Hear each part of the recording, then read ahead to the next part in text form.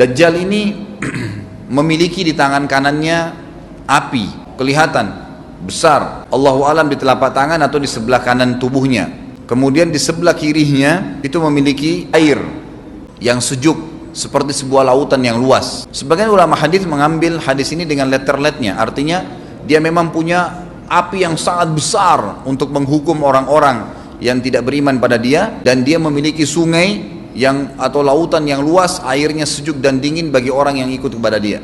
Kata Nabi SAW, kalau kalian ditangkap oleh Dajjal, hadis segini, kalau kalian dengarkan Dajjal, carilah tempat yang jauh dan jangan seseorang di antara kalian berkata, imanku kuat, aku akan menghadapinya. Karena bisa saja dia mengatakan itu, ternyata pada saat ketemu dia jadi pengikutnya.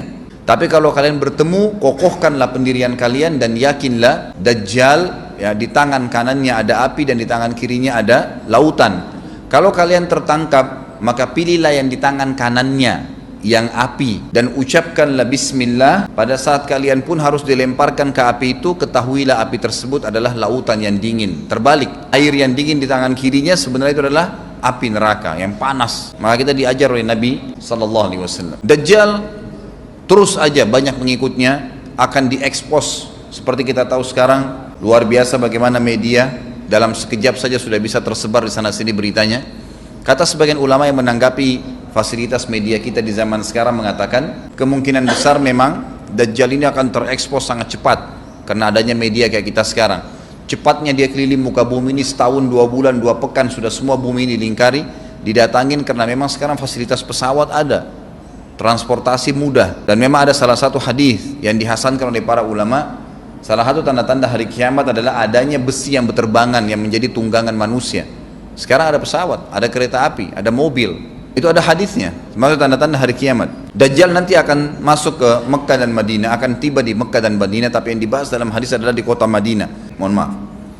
Lalu kemudian dia mau masuk tapi tidak bisa dihalang, maka dia naik ke atas sebuah gunung yang tinggi bersama pengikutnya. Lalu dia berkata kepada para pengikutnya, apakah kalian lihat istana yang putih itu? Maksudnya melihat ke Masjid Nabawi.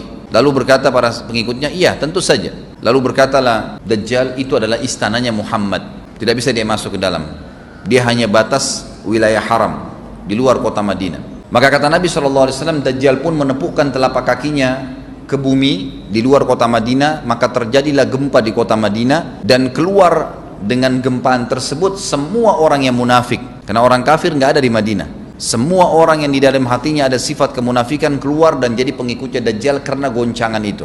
Dan tertinggallah di kota Madinah orang yang hatinya bersih imannya kepada Allah Subhanahu wa ta'ala. Lalu kata Nabi SAW, akan keluar dari kota Madinah nanti saat satu orang anak muda dengan hikmah Allah, dia keluar dan orang ini bersih hatinya dengan keimanan. Maka Dajjal pun menangkapnya. Lalu dia ingin mendemokan kemampuannya di depan para pengikutnya. Lalu kemudian Dajjal pun mengatakan kepada anak muda tersebut, saya Tuhanmu. Anak muda itu mengatakan, kau adalah Dajjal yang telah disampaikan oleh Nabi kami Muhammad SAW. Maka dia pun mengambil gergaji, sebagian hadis lain menjelaskan alat yang tajam, lalu membelah dua anak itu.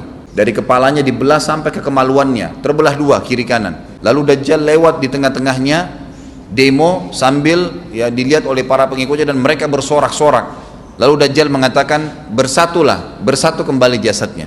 Kata Dajjal dalam hadis ini, apakah kau sudah yakin saya Tuhanmu? Anak muda itu mengatakan, saya bertambah yakin kalau kau adalah Dajjal yang disampaikan oleh Nabi SAW. Kata Nabi SAW dalam hadis penutup, ini hadis sahih riwayat Bukhari, riwayat Muslim, ahli sunan, semua menukil tentang masalah Dajjal. Saya tidak sebutkan siapa-siapa perawinya karena memang ini semua hadis sahih. Cukup banyak hadisnya, saya satukan saja, jadi merangkai seperti sebuah cerita. Maka Dajjal pun akhirnya setelah itu tidak mampu menyentuh anak muda lagi, anak muda itu. Allah SWT sudah selamatkan dia. Ringkas cerita, Mekah sama Madinah cuma dia laluin, kemudian dia menuju ke Palestina.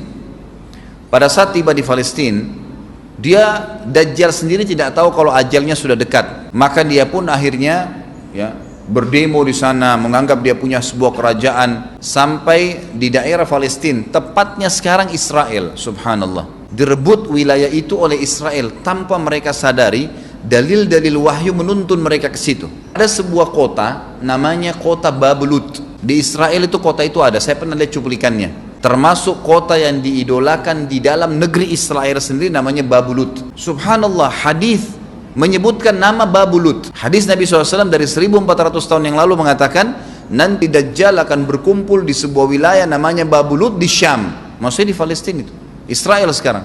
Ada kota Babulut dan orang Yahudi sekarang lagi gencar membangun kota itu dan dianggap kota favoritnya Israel. Subhanallah. Dajjal akan masuk ke sana dan berkurung diri. Pada saat dia tiba di Palestina, waktu yang bersamaan di kota Madinah berkecamuk. Kaum muslimin sepakat semua keluar untuk mengejar Dajjal dan membunuhnya.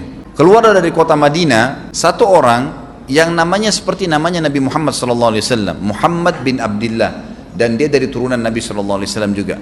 Kata Nabi SAW, akan keluar nanti seseorang dari kota Madinah, dari keturunanku yang namanya seperti namaku, Muhammad bin Abdullah, juga sama posternya, parasnya seperti aku, sama dengan Nabi SAW, persis alisnya, rambutnya, kulitnya dari turunan Nabi SAW, tapi dari asli kota Madinah. Sebagian ulama hadis mengatakan dari turunan Hasan radhiyallahu anhum ajma'in. Intinya kata Nabi SAW akan keluar nanti dari kota Madinah, tapi akhlaknya bukan seperti akhlakku. Itu tidak mungkin ada orang yang sama dengan akhlak Nabi SAW.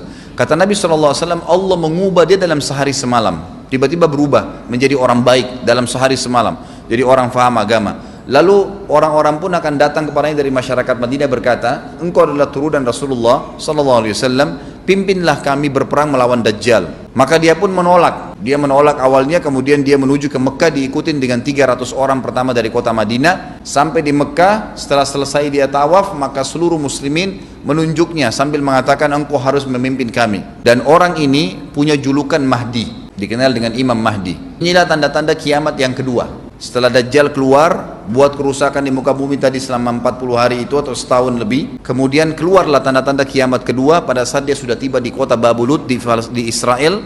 Keluarlah si Mahdi ini. Pada saat dia tiba di Mekah, dibaiatlah oleh banyak kaum muslimin, tidak disebutkan jumlah pasukannya, maka terbentuklah pasukan jihad yang mengejar Dajjal menuju ke Palestina.